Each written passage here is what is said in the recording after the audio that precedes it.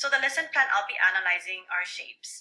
This is appropriate for kindergartners. In this activity, students will compare, sort, identify 2 and 3D shapes. In this lesson, I'll be introducing 3D shapes on a smartboard. I'll explain the difference between 3D shapes and 2D shapes. They'll go around the classroom and find shapes and record their findings.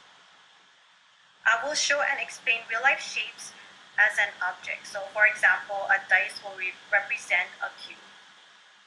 The pros about this lesson: students are engaged and it's fun. The digital tool used is their iPad.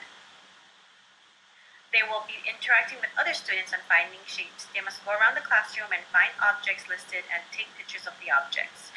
They will be able to use what they've learned and apply it to the activity.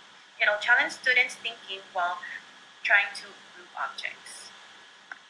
To improve this activity on shapes, students may also create a 3D slideshow.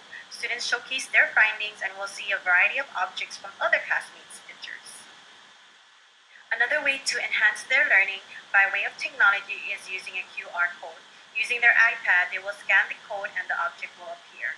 Similar to a scavenger hunt, the student will need to locate that object and record or write down where they found it. This would give them a sense of pride to share and use higher order thinking skills that supports their work.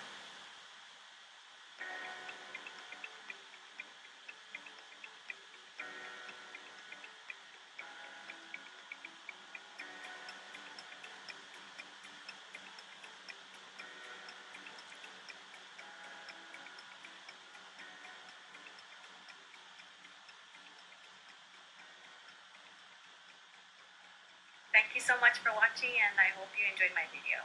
Bye!